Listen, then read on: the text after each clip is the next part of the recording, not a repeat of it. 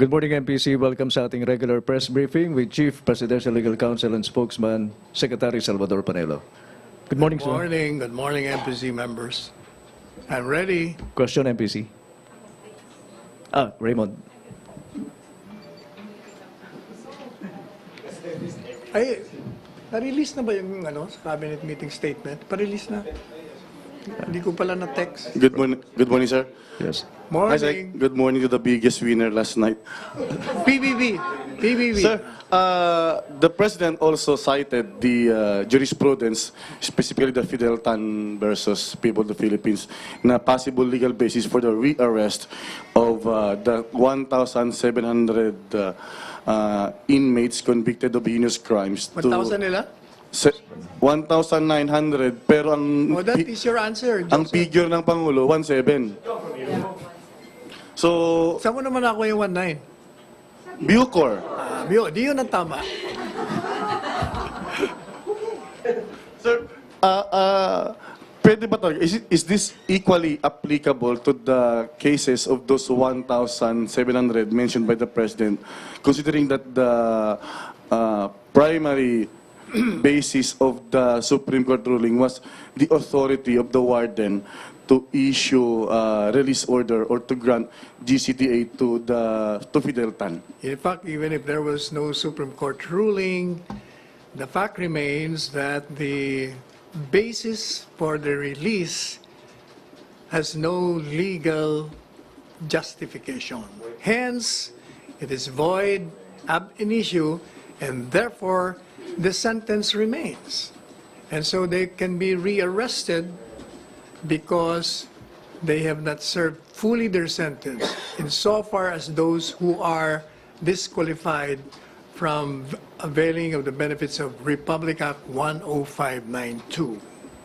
Sir, yung paghabol ng accountability with the release is also retroactive, just like the law, di ba? So, how can we account now, Senator Bato de la Rosa, who himself, during his term as Bucor Director General, released also convicts of heinous crimes? With respect to Senator de la Rosa, then that requires an investigation on whatever circumstances that made him sign release papers. Case to case yun. Iba naman yung kay Chief Paildon. Kasi yun ang under investigation ngayon. But,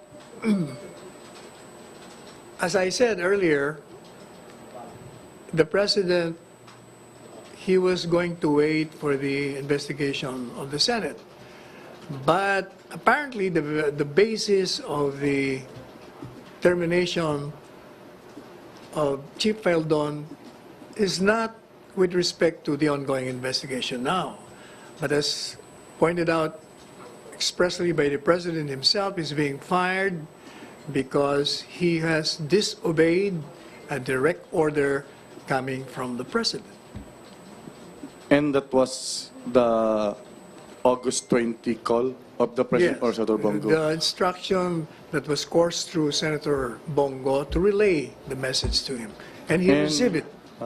And why is it only last night that he made the decision to finally fire him? That's his discretion, when to fire or when not to fire. Thank you, sir. Thank you, Raymond. Joyce?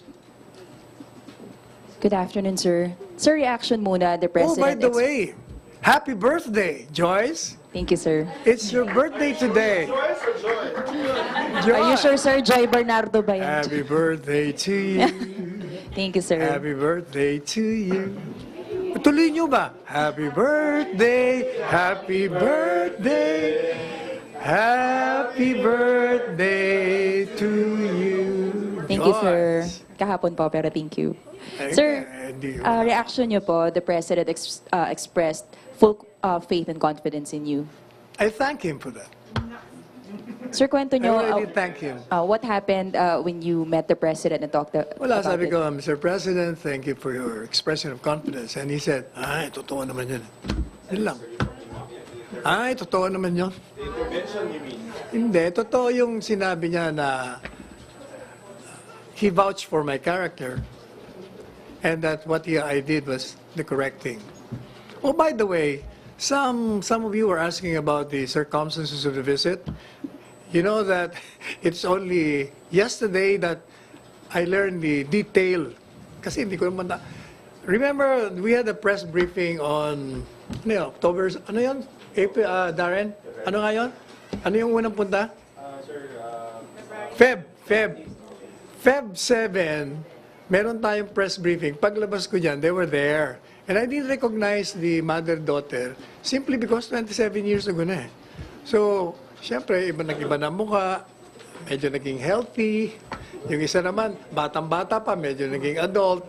So, tinanong ko pa sila kung sino sila eh. So, they introduced themselves. Sabi ko, kayo pala, oh. Sabi ko, ano bang magagawa ko para sa inyo? Sabi niya, sir, nag-a-apply si Mayor Sanchez ng executive clemency. Tulungan niyo naman kami. Ang sagot ko, simple lang sagot ko. Sabi ko, di sumulat kayo. Kasi ma-protocol dito eh. Kung anong kailangan ng kahit na sino, sumulat kayo sa opisina. And then, I will officially respond. Tapos, papunta na ako sa elevator. And then, pagdating sa opisina, nirefer ko na sila sa staff. But hindi, and then, according to my staff, Joy, sabi niya, sir, ang ginawa nila, she emailed, and that was the first letter. And then, pagkatapos pala nun, syempre, I forgot all about it na dahil everyday, ang dami nating trabaho. And then, according to Joy, the daughter called her up. But before that, sabi ko, kahapon, paano nga pala nakapasok yun? Bakit hindi ko alam na may darating? Sir, di rin namin alam, basta dumating lang yon. Kaya nga, in fact, I told her, sabi ko, paimbestigahan nyo nga sa PSG, paano nakapasok nang hindi nalalaman. So, sabi ko, after that, ano nangyari? Sabi niya, sir, nag-text, nagpa-follow up. After that, tapos siya nag-follow up uli siya nung, kailan yun? Nung pumunta? Noong 26, nag-text daw na pupunta, nagpa-follow up. So, what Joy did, since I assigned that to Asek Darren, pinuntahan si Asek Darren. Pinuntahan ka, di ba? At sinabihan siya na pina-follow up. And then Asek Darren naman, at the time yata, may nagawa ka na ba o ginawa mo pa lang? Pinag-aralan pa tapos gumawa ka na. So pagdating nila, they were ushered in, and then I told him, sabi ko, dito na yung response ko sa letter niyo, i-refer ko na lang. Sabi niya, tulungan niyo naman kami. Kung ano yung batas, sundin na lang natin. Basta ito, i-refer ko. Antayin niyo na lang ang sagot nila. Yun, that was the end of it. So there were no prior appointments? Ay, wala. Pinaiimbestiga ko nga kayo, paano nakarating sila 2 beses eh. Nang hindi natin nalalaman. So, bale sir, based sa alam ninyo, how many times sila pumunta sa office niyo? 2 nga ang recorded. Ang recorded. Yung Feb 21 daw, sir, meron din po bang ganun, sir? Meron bang Feb 21? Wala akong alam na may Ano? So 3 times. Ha? Sir, kasi I checked the logbook. Oo. Based on the logbook, Elvira and Maymay, they came Feb 7 muna. Feb 7 and then Feb 21. But nung Feb 21, wala sila sa gwardiya sa baba, pero meron silang log sa 4th floor, dun sa office mo. LV and Maymay Sanchez, February 21. Attorney Panelo, person to visit Attorney Panelo at 10 a.m. Anong araw ang February 21? Feb 21, Thursday, may briefing din. Dapat may briefing ako. But parang hindi ko yata sila nakita na. Natatanda mo ba yan, Asik Darren? But sigurado bang wala akong out of town? Baka naman out of town ako. Feb 21? Basta 2 beses ko lang sila nakita. Yung paglabas ko dyan, saka yung binigay ko yung referral letter. Nang tumanggap sila. Follow-up? Mamaya na. Joyce, sige. Follow-up. Sir, kamusta po yung libel complaints? Have you already filed Yung nga yan? libel complaint against syempre, Rappler and before Cor? kasi you file a libel complaint, you send a demand letter to them. So I sent demand letters to the publisher, editor, and the writer of that article sa Philippine Daily Inquirer, and also the publisher, editor, and the writer of Rappler. Demand letter. Yeah, I was asking, For public. I was explaining them why I'm suing them because of what they maliciously imputed to me an act which is not true. That is recommending the grant. I never recommended anything. I just referred a letter perfunctorily. And I said, I demand an apology and a rectification of this. Otherwise, I will have to go to court. Have they responded, sir? Wala pa eh, pinadala pa lang naman eh. Was that sent by mail, Asik Darren? Yung demand letters? Pinirmahan ko kahapon nung bago ako umalis. So kahapon lang, sir, pinadala. Napadala na ba? Hindi, kasi pinirmahan ko lang pag akyat ko sa opisina nung hapon eh, pagdating ko. Sir, sa cabinet meeting kahapon, nabanggit na po ba ni President Duterte sinong gusto niyang pumalit kay Faeldon? Wala siyang binanggit. Hindi ba tinanong nyo raw? Ano ba sagot? Hindi niya sinagot, sir. Baka naman yung kasi meron siyang in-appoint na deputy director. Baka yun muna. OIC. Sir, yun muna, sir. I think Yung so. deputy. Baka, kasi kung siya ang deputy, automatically he will assume the OIC post. Yes. Yun nga yata. General Menegrito. Okay. Thank you, sir. Joyce, thank you. MPC, question. Celerina.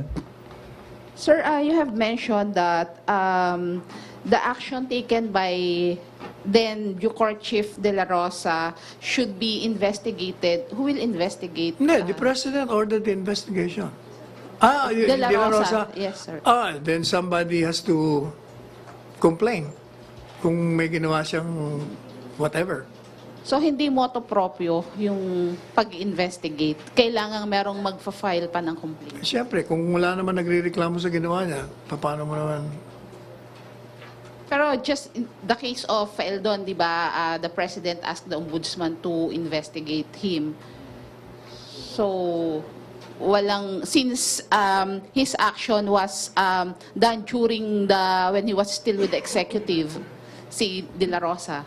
Sige, I will ask the President kung ano ang, with respect naman to Bucor, formerly Bucor Chief De La Rosa. Okay, follow up doon. Ina or Joseph? Sir, because related to that, si House Justice Committee Chair Congressman Ching Veloso is saying, di ba, dahil close to 2,000 or about 2,000 heinous crime convicts were released. And those people were not just released during the time of Mr. Faeldon. So he's saying that even previous Bucor officials, not singling out now Senator Bongo, should also... De La Rosa.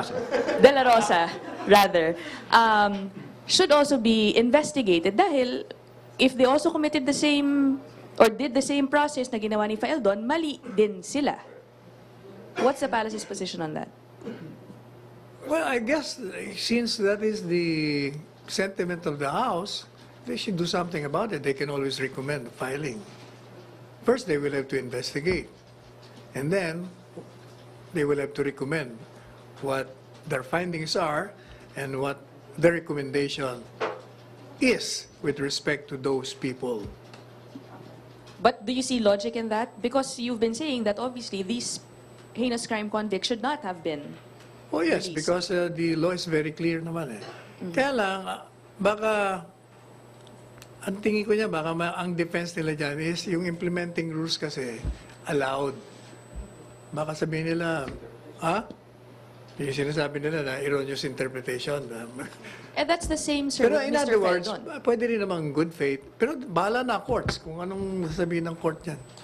Thank you, sir. Follow up Sir, on that. speaking of the courts, you said kanina, void ab initio. Yeah. Kailangan ba hintayin muna ang court to actually declare Hindi that? na. Hindi na because kung void ab initio, ibig sabihin yung sentence nila has not been fully served. And therefore, dapat silang nasa kulungan pa. Kaya that's precisely why the President gave them 15 days. So kung qualified ka, walang mawawala sa'yo kundi you present themselves, yourself, and then titingnan kung qualified ka. Pero kung di ka qualified, you have to go back to jail. Okay, because it would appear now, sir, that the void ab initio is just coming from your office, the executive. Tama ba yun? No, my statement is a legal opinion. That's it's void Okay. since there is no basis for the release. So the So it will DOJ have should to take go it from to there. the court. Huh? It will have to go through the court. Not really, kasi from our point of view, at least me, from my point of view, I suppose that's also the opinion of the Secretary of Justice. Since you have been released erroneously ng walang legal basis, then the logical conclusion is you're out and you have not served fully your sentence. So you have to go back. Okay, hindi ba sir kailangan ng recommitment order from the court? Hindi, I don't think so. That could be a legal issue. The lawyer of that inmate could go to the Supreme Court and say na ganito, ganyan. We'll have to let the courts decide. Thank you, sir. Joseph, follow up on that.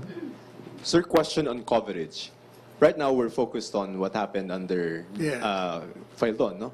But we're dealing with a misapplication of the GCTA. Ang coverage ba, sir, nung pababalikin sa kulungan is all the way up to 2013. when the law was passed. Yes.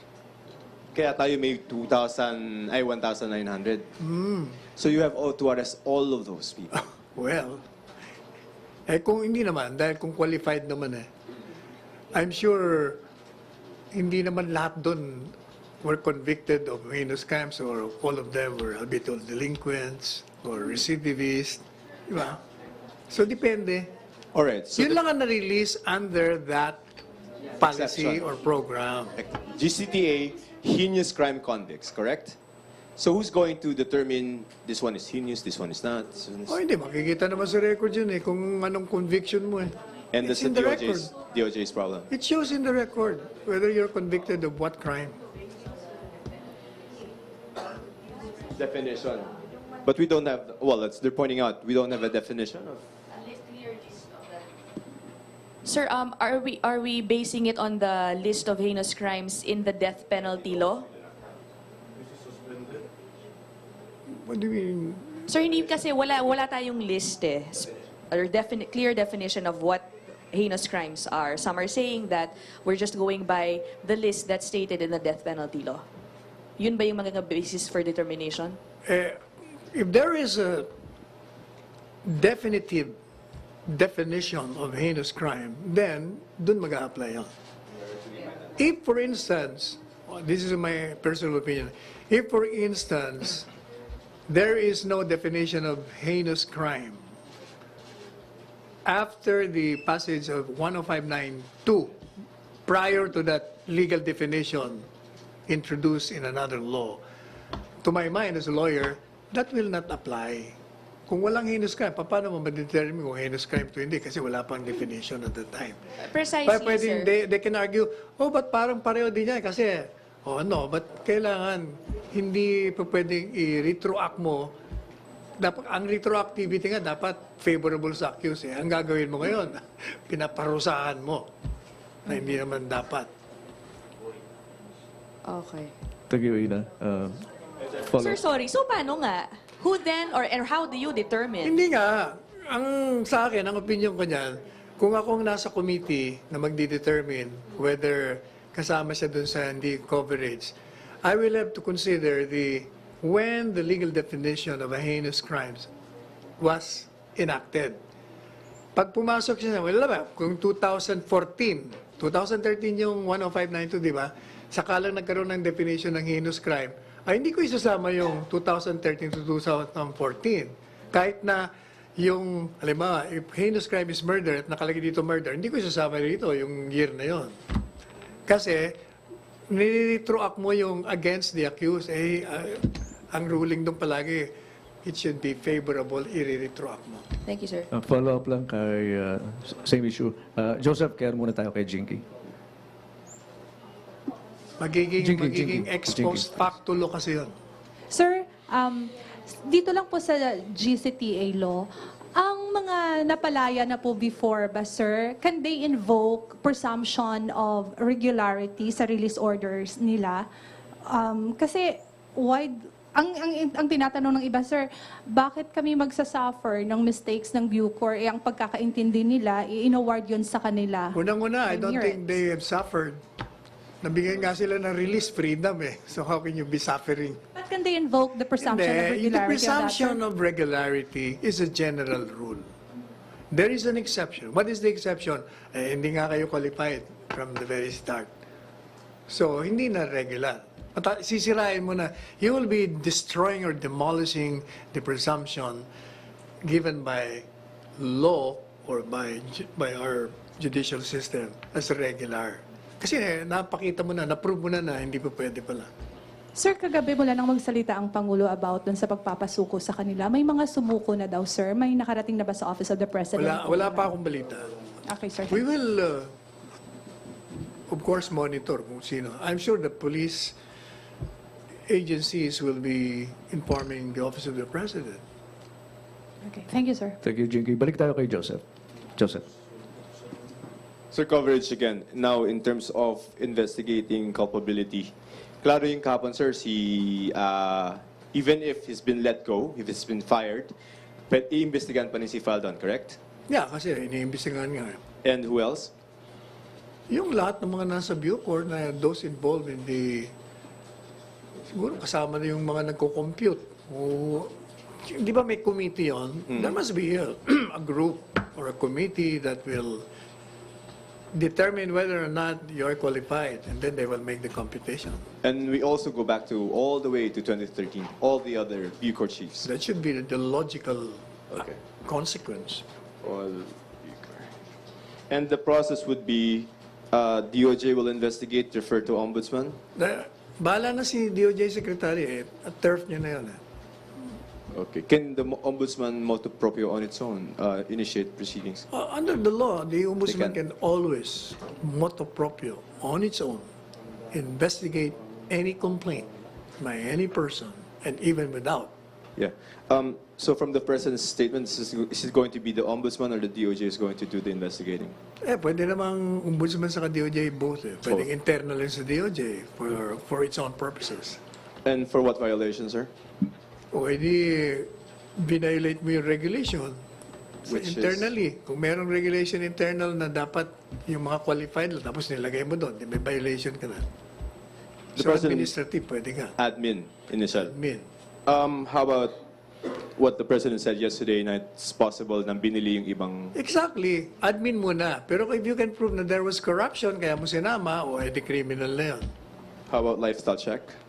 O, kasama lahat yun, siyempre. Okay, sir. Salamat, Joseph. Bombo, pagkatapos kay Raymond, kay Julie tayo. Follow-up. Sir, pero hindi ba para itong lip service suntok sa buwan? Dahil considering ngayon, lalo yung mga previously released, mga tanda na hindi na nga halos mamukhaan. So, how would the PNP and NBI and military could easily locate, identify them? Yung iba naka-abroad na. So, paano yung magiging proseso and even offering 1 million each of these almost 2,000 convicted? That will be the problem of the police agencies, kung how they will go about it. So, meron ba tayong parang time frame aside from the 15-day period for them to show up at Bucor? Hindi, yung 15 days, pag natapos yun, di pwede na silang i-arrest as fugitive. Sabi ni Mrs. Chong, parang masyado raw matagal or mahaba yung 15 days. Yun ang binigay ni Presidente, discretion ni Presidente. Thank you, sir. Salamat, Raymond. Julie? I think what is important is when the President saw that there was an irregularity, he acted on it immediately with dispatch. Julie? Mike, please. Do I have mic? Ayun. Sir? Yes. Sir, follow-up lang po sa question ni Joseph. You said na the probe might cover all previous Bucor chiefs. Are we just talking about yung Bucor chiefs na who released or completed, who authorized the release of inmates based on the RA 10592? Or are we talking about previous Bucor chiefs who also released inmates under the GCTA provided by the revised penal code? Apparently, ang pinag-uusapan lang dito yung 10592. Kasi yun lang categorical kung sino ang disqualified. Sir, so, follow up doon. So, can the palace categorically say na prior to RA 10592, wala pong naging mali sa implementation ng We cannot say GCTA na walang under mali. RTC? Well, what we're saying is we are at this time focusing on the violation of Republic Act 10592. Okay. If there is any irregularity committed with respect to computation of good behavior allowance prior to the enactment, then you have to complain para malaman natin kung meron nga. Okay. Pero not like yung sa kaso ng 10592, hindi pwedeng imoto proprio yung years prior to Hindi, 2013. kasi Kailangan may complaint, kasi ang sir. klaro yung 10592 mukhang hindi na-implement ng Okay, tama. sir. Thank you, sir. Thank you, Julie, NPC. Sabay si Joseph tsaka si Ine. Joseph. Ina. Sir, doon sa 1 million peso reward for those who will not surrender, the President said he will announce or make a decision in 3 days if matutuloy yung reward na yun. But Yeah. he himself made a computation. Kung 1,700, 1.7 billion, the real number is about 1,009. So Tatanungin na si close to Secretary. 2 billion pesos. Is that prudent for taxpayers' money to be used for that, which is, the fault of government officials who wrongly implemented the law? First, that is assuming that the 2 point how much? 1.9. Well, that is assuming that 2 billion will be spent for all of them. For all, baka all of them will surrender. So wala ka. Pangalawa, what is more important is that the government is doing something to protect the threat against society with respect to these convicts who have been incarcerated by reason of their crimes deemed to be heinous. In other words, they become potential threats. But still, they were released Even then. not because of... What is more important is you spend Because of money to erroneous secure your interpretation. people. Okay. Sir, some are saying it would appear to be the biggest jailbreak daw yung nangyari. Congressman Manyata. Your comment on In that? the first place, when you say jailbreak, it was force. Since it was not force, it is not a jailbreak. Jail release. They were released. Jailbreak Thank you, sir. Thank you, Ina. Joseph. Sir, balik ako dun sa family. On February, what was the first? February 7, when they came here, to your surprise, they were here. Yeah. And they said, tulungan mo naman kami. Yeah. At that point, wala pa silang letter, correct? Wala pa, kasi nga, wala pa letter. February 8 yung letter eh. Exactly. In-email nga nila yun eh. Yes. Kasi, I do not take action on verbal request, verbal complaint. I want all of that documented. Mahirap yung mga verbal eh. Yes, so at that point, there is nothing to refer. No. But you said, instead, sumulat kayo. Oh, yeah, because you're already requesting me, di ba?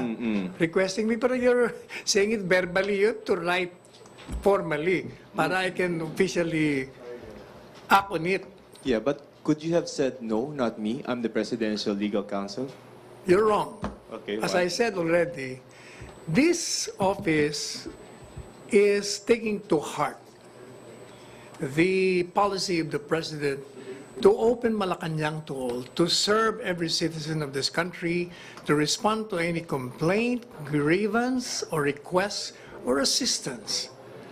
Had the Eileen family came to me, I would have responded the same.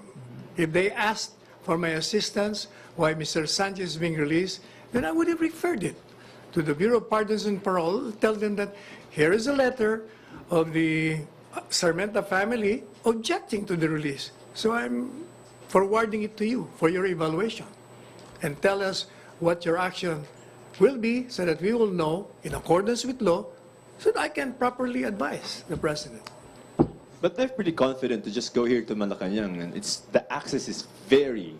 As I said, we don't even know how they were able to come. But why are But they? my experience here is that in Gate 2, hindi masyado. Kumisan, stricto. Kumisan, hindi.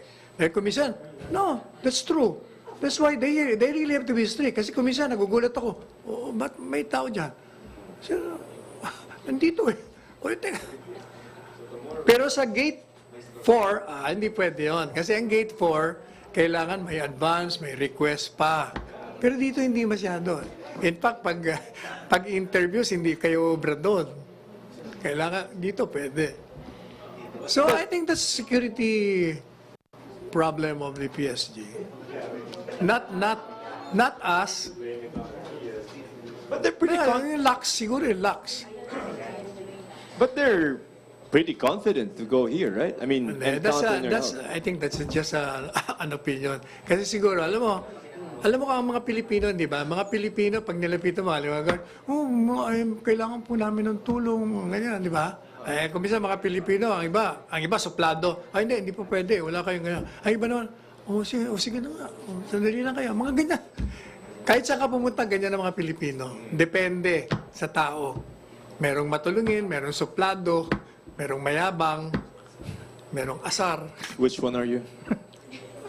Ako, I'm always smiling, Accommodating, accommodating, careful, according to helpful, according to Teddy Boy Locsin, Helpful. engaging. helpful. I'm helpful to all of you, especially even if I'm not, I don't have sleep. I have to make a statement so that you can write your stories. Blessing and a curse. Okay. Even if Same. I'm sleeping, somebody has to call and ring me up repeatedly. Hindi na nga sinasagot, nakakasampung pantawag. My God. Pangalanan natin, Si sir. Chona yun. Maraming salamat, Joseph. MPC, Arian, Mylene, and RJ. Okay. Arian, please. Hi, sir. Sir, question lang po. Kasi among those released were 3 Chinese drug lords under the GCTA law. Sir, paano po kung nasa abroad na sila? Hindi, nakakulong pa eh. Release, sir. Na-release sa Munti, pero nandun sa, nandun sa, anong tawag doon, ang kulungan nyo sa bikutan ng immigration. Di ba? Yun ang alam ko. Sir, Dalawang batch ba yun? sir, yung ano, sir, si Ching Che Wu Hing Sam. Basta, sir, eto, sir, yung mga, at yun, sir, yung names. Basta, sir, In other words, dalawang groups ang sinasabi sir. mo. So, sir, yung halimbawa, sir, yung mga na-release na foreign nationals, and then, kasi, sir, since 2013 yung law, tapos nasa ibang bansa na sila, are we considering extradition? Depende kung may extradition yung bansa. Kung wala, So, paano yun, mo sir, kung ma-extradite? wala po? Ano magagawa na natin? Di antayin natin na pumunta ulit rito na ma-arresto siya. Kung may extradition, i-extradite natin. Eh, paano kung wala? What can you do? Okay, sir. And then, sir, the Department of Justice, kanina, sir, sabi ni Justice Secretary Guevara, they issued, they placed Batika muna, yung kahit na wala tayong extradition, pwede naman tayong sumulat, makiusap sa police authorities. So, Kasi, is the government planning that, sir? Oh, bakit naman hindi? Kasi, ang iniisip ko rin, pabor sa kanila. Siyempre sabihin nila, oy, mga convicted, dito, felons on drugs. Baka kayo magka-problema, balik nyo na lang sa amin. Di ba? Kasi kung wala pa silang crime doon, dito nyo na lang ibalik sa amin. Baka okay sa kanila. Okay, sir. And then, sir, nag-issue po kasi kanina si Secretary Guevara ng statement na nilagay na nila sa immigration lookout bulletin yung mga napalaya na heinous crime convicts. Pero, sir, there's a 2018 Supreme Court decision that says yung pag-issue ng whole departure orders are, pwede lang po manggaling sa courts. Hindi, iba yung whole departure order sa watch list. Ayun, sir. Watch So, list paano, lang sir, yun. pwede pa rin ba, sir, makaalis ng bansa itong mga... Hindi, paano makakalis? Sabi nga, nasa watch list ka. O di siyempre, titimbrahan mo yung mga pulis. O di, arestuin ka. Okay, sir. Thank you. Salamat, Arian. Mylene, Pagkatapos si RJ. Morning, sir. Sir, despite na pinagtanggol po kayo ng Pangulo, may statement po kasi si Senator Risa Ontiveros na you should also be investigated because you acted in a preferential way that benefited convicted rapist murderer. Tapos, Paano sir, naman nag-benefit? Dininay nga eh. Yung nga kaya nga ako natatawa, may power daw. Merong power pero dininay. Ano bang power yun? okay, sir. Ganyan din daw po ba kayo ka-accommodating sa mga Oo. pamilya na mga mahihirap na bilang Pati sa kanya, magiging accommodating ako kung may problema siya. She comes to my office and I'll accommodate her. Sir, may... Her mother is a very good friend of mine. As so is her sister. And it doesn't matter whether we're friends or not. If she has a problem, she can come to my office and I will refer to the appropriate entity that requires action on whatever complaints she will bring to this office. Okay, sir. Bukod po sa pamilya ni Sanchez, meron din po bang lumapit sa inyo para humingi ng referral for executive Marami, hindi ba dinala ko rito yung 50 plus o Meron po. hundreds. Okay, sir. Thank you. It's a normal request coming from inmates. In Salamat. fact, I think I stopped a syndicate there. May sindikato doon. Sindikato. You know why? I noticed na may nagre-request palagi ng yung computation in behalf of this and that. Palaging isa lang ang pumipirma. Sabi ko, so I told my lawyers, sabi ko, gumawa nga kayo ng sulat, diretso nyo dun sa, sa convict. And tell them, kung Pilipino tayo. Ang pinasabi ko na, natanggap namin to, pero galing sa isang tao hindi namin kilala at di naman nagpakilalang kamag-anak mo. Palaging ganun. Kasi nagre-respond kami. Nire-refer namin, baka ako ginagamit ang opisina. Sinisingil sila, in other words, for writing letters to us. Nag-aabogado, which is illegal. Nahinto yun, nahinto. Kasi sinabi namin, we will no longer entertain. So, ngayon, ang mga natatanggap ko na ito nga, either father, mother, convict, or sister. Pero marami. I think ilan nag-a-average tayo, asik na rin. Siguro mga 5 every month, sumusulat na... Ang dami. Ay, lang ang dinala natin dito the other day, 50 yata may kitchen. Thank you, Sec. Maylene, salamat. At saka yung response nga pala ng ano tawag dito, Bureau of Pardons and Parole, meron din silang template, binabago lang nila number, tapos may chinecheck lang sila kung anong naging action nila. Thank you, Sec. Joseph, follow-up lang doon o paunahin na muna natin si RJ? RJ, tungkol ba doon sa ano? Okay. Other issue. Follow-up lang kay Joseph. Joseph, please. Sir, you're confirming yung bilihan ng No? GCTA, at least the computation sa GCTA, right? Hindi. Ang sinasabi ko yung yung may nagpapanggap na abogado, siguro, Asking to do what? Recomputation, right? No, writing letters. Writing letters. To do what? Yung, instead na yung convict susulat, sumusulat kami in behalf of this convict, tapos kunyari may association sila. Ano pinapagawa? Hindi, kung pa pwedeng tulungan sa kanilang problema nila gusto nila may pardon, gusto nila reduce ang sentence. Kasi automatically, i-refer mo yun sa Bureau of Pardons and Parole.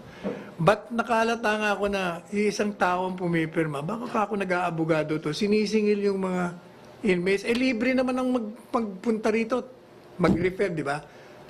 By doing that, they're making money. Kawawa naman yung mga inmates. Correct, sir. Is that within... Lalo na kumabro.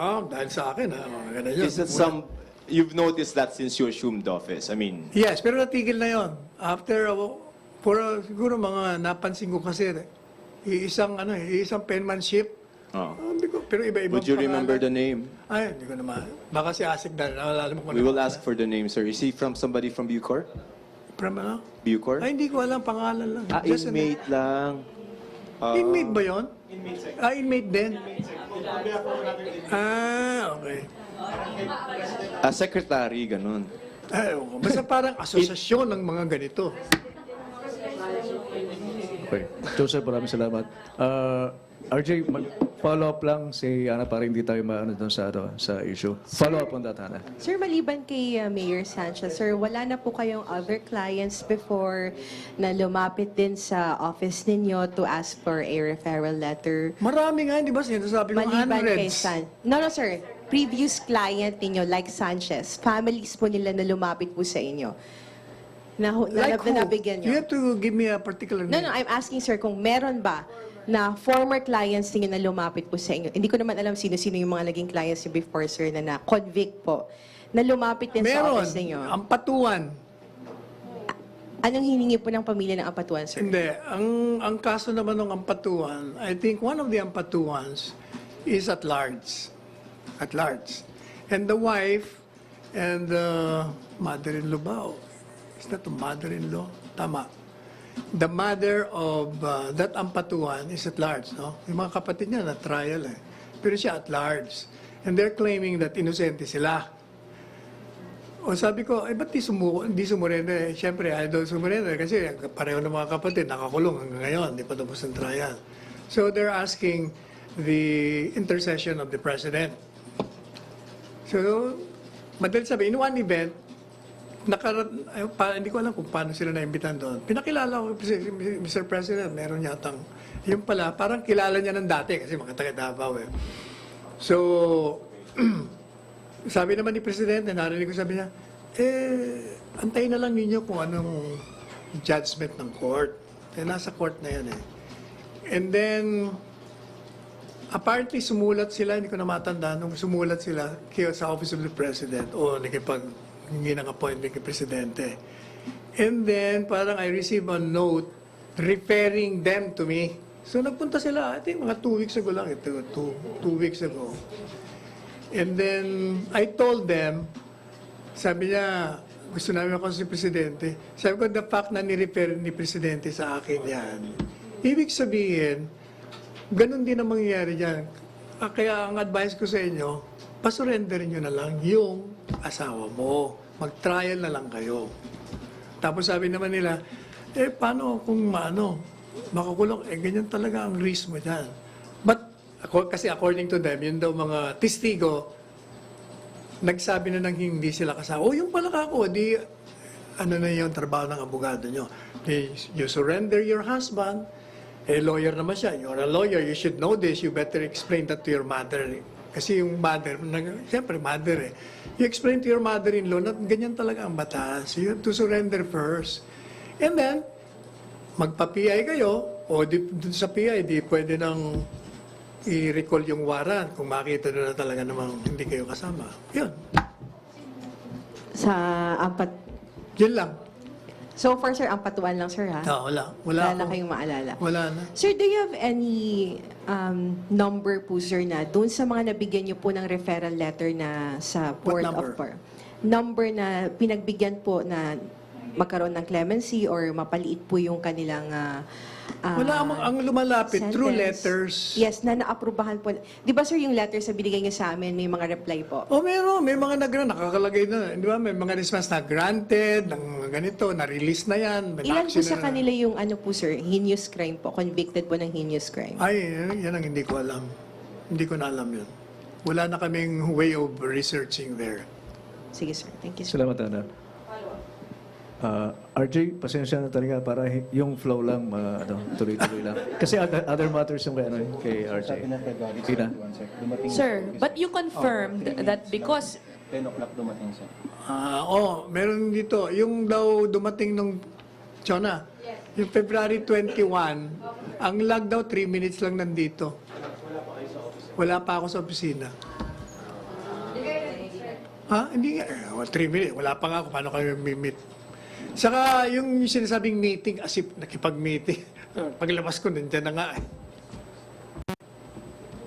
Sir, dun sa case ng Ampatuan, but sir, you confirmed that you were able to get them an audience with the president. Hindi, kasi nakita ko sila sa event. I think, alam ko sa Davao eh. Alam ko na. So it was that meeting was a coincidence? Hindi. You were all at the kasi same place? official itong yung abogada, yung married to isa official. Kung mga asik yata o what. Can you name this person ba? Itong sinong Ampatuan yung at large na Hindi ko maalala sinasabi pangalan, basta married to Ampatuan. Anyway, I remember now the event was in yung ambassador foreign minister ng China. Merong dinner doon nagpunta kami doon, ang dami kaming cabinet members noon Davao, yes. Oh. So in other words, ang dami doon Muslim. Parang ang daming Muslim doon eh. Oh. Magkakilala sila kasi I don't know Okay. kung... No, because kanina it would sound like you set up that meeting I know, for I them. did not Hindi set ganon. up. No, I Can you didn't set clarify? up. Kumbaga nandun lang. Okay. And then you brought Hindi. them to the president? Hindi brought. Kasi lahat kinakamayan eh. Di ba? Nakilala nga sila. In fact, kilala ni Presidente. Kilala niya ng dati. Sorry, Kaya nga sir. ni-refer sa akin eh. Sabi ko naman, Okay, now sabi we ko, get it. kilala ko rin yan. Kasi nga, abogada eh. Nag-a-apply sa akin nun eh. Okay. Nag-a-apply Pero na. before that meeting, nagpunta na rin sila sa'yo. Hindi, yung girl, nag-apply sa akin, pumasok sa, wala namang bakante. Pangalawa, sabi ko, ang patuwang ka. Ako, baka ma-issue na naman ako niya. So he just Sabi ko, mag-apply ka na lang sa para iba. lang sa timeline, sir, nagpunta sa'yo dito and then later on in Hindi, some nagpunta nung ni-refer na sa akin ng Office of the President. Okay, yes. Thank you, sir. Ni-refer na sa Salamat, akin. Ina. MPC, mag-last question na tayo kay RJ. RJ? Sir, there was a discussion on U.S.-China US trade war last Trade war. night. Why was it brought up, sir, during the cabinet meeting? Alam mo, hindi ko alam. You wrote You a know why? statement. Because I was falling asleep. I really had to beg leave. Pumunta ako doon sa kabilang adjoining room. No, sir, but you wrote a statement. How come Yeah, you I don't wrote know? a statement. Then I will read the statement. Teka, ilagay nyo nga yung statement kung anong nakalagay doon. So you did not write this statement, No, sir? because that's based on the transcript already. May transcript eh, tinatranscribe. Kaya binasa ko ang transcript. Tapos nilagay ko na dyan. Ano nakalagay dyan? Where is that? Ito na. Nasa na? Sumobra. Lampas. Balik. Move. 1, 2, 3, 4, 5, 6, Ayan, sir, go. Yan. The NEDA and the Department of Trade and Industry share the impact of the U.S.-China trade conflict. While the Philippines is vulnerable in the trade war, in the long run, any prolonged trade war will have negative effects. To counter these negative effects, the following were recommended.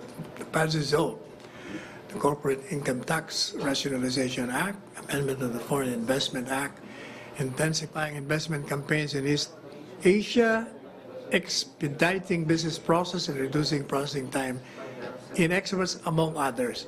You know, this is very technical.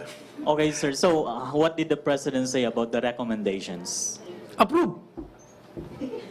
It was immediately approved kasi somebody motion move. I move to approve. Anybody who objects? Okay, approved. Sir, pakikwento naman yung nangyari sa discussion on ERA adjustment. ERA. Yeah. Si Secretary Finance. Didiscuss niya yung magiging effect. Kasi yung Mandalas case, di ba? Nanalo sila. Ngayon, ang award yata 500 billion. Ang problema mo kung ibibigay mo yung 500 billion, ano matitira sa national budget? Di ba? But I understand from Solicitor General Calida, parang they were able to get from the Supreme Court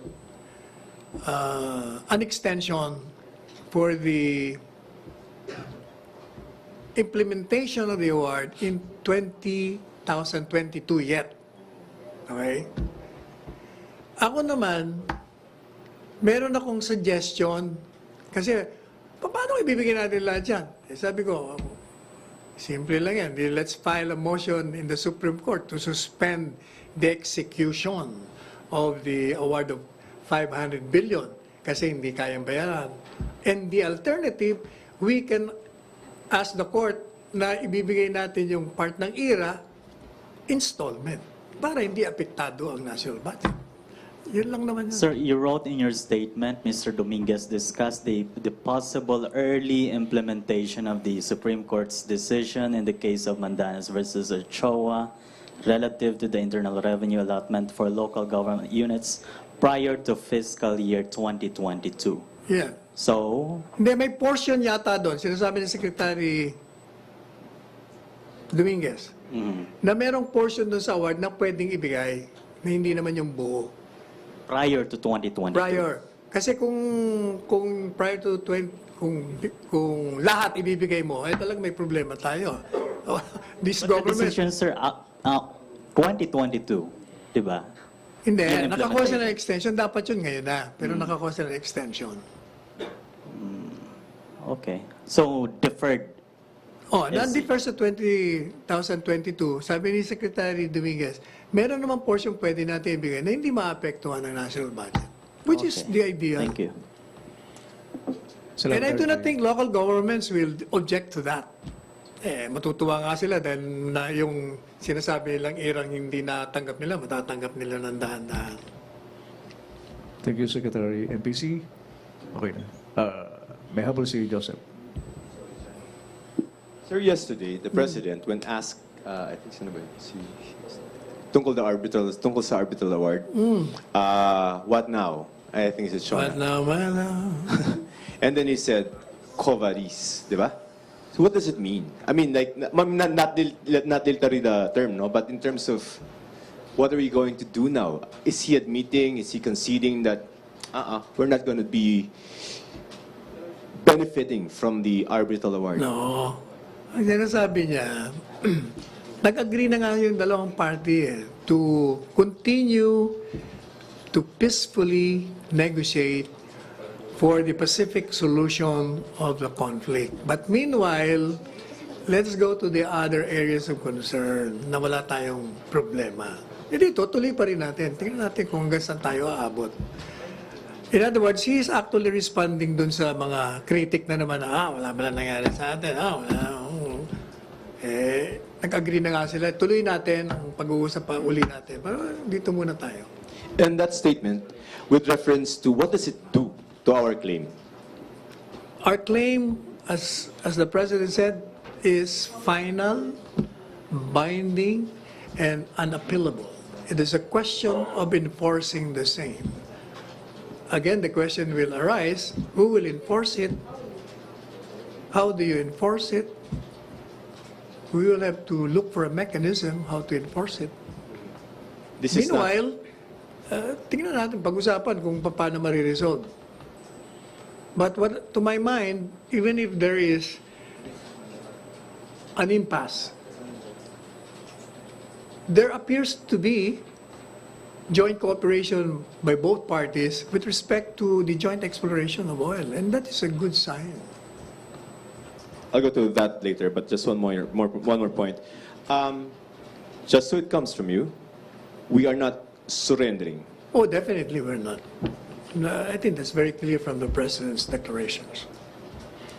And yung pong kinento niya kahapon na sabi ni Xi daw, ba't ako makikipag-usap sa'yo? Akin yan. Hindi naman yun ibig sabihin, sir, that the President agrees with President Xi. Ganun din tayo di ba? Pareho lang naman ang posisyon natin, amin yan. Sir, last, sa joint exploration, 60-40 yung lumulutang, but Yes. I think we were made to understand that the 60-40 will be seen per contract with the companies involved. It's not like it's a general... Actually, hindi pa natin alam yan kasi, di ba, merong mga steering committee tinatawag, extra-governmental groups coming from both sides. I understand the Chinese side has already formed its committee. I haven't heard from Secretary Locsin kung meron na rin tayo. And then when they meet, malalaman na natin under what terms and conditions. All right. 60-40, sir, are we agreeable to that when it comes to areas that are clearly in our EEZ? 60-40, ha? Hindi. EEZ. Sabi ko nga, yan ang pag-uusapan. Hindi pa natin alam kung anong terms of reference. Kasi nakasabay namin si Sec. Kusi. Yeah, I think when we returned, no? Yung 60-40 may be applicable to contested areas. But as far as maybe Service Contract 57, that's in Palawan, clearly that is within our EEZ. Hindi pwedeng ipasok yun under the terms of and conditions. In other words, if that is our position, ipapasok natin yun. All right. Now the policy is if it's with regard to areas that are clearly within our EEZ, we are not 60-40. Ay siguro, kung yan ang posisyon ni Husi, meaning the alter ego of the President, unless overruled by the president, that is the policy. Soundbite. What is that? I said, if that is the policy of Mr. Uzi as energy czar, To to what? To limit the exploitation to certain areas, then that is the policy of the government unless overruled, altered, or amended by the president without prior notice. Everything is subject to change without prior notice with this president. Okay, sir. Thank you. Thank you, MPC. Maraming salamat, Chief Presidential Legal Counsel and Spokesman, Pwede na Secretary Salvador akong Panelo. punta na tayo. By the way, my guest is the R21, president of Directly. Kiwanis, the incoming president of Kiwanis. He invited me to speak before them. Happy birthday, sir. Happy birthday.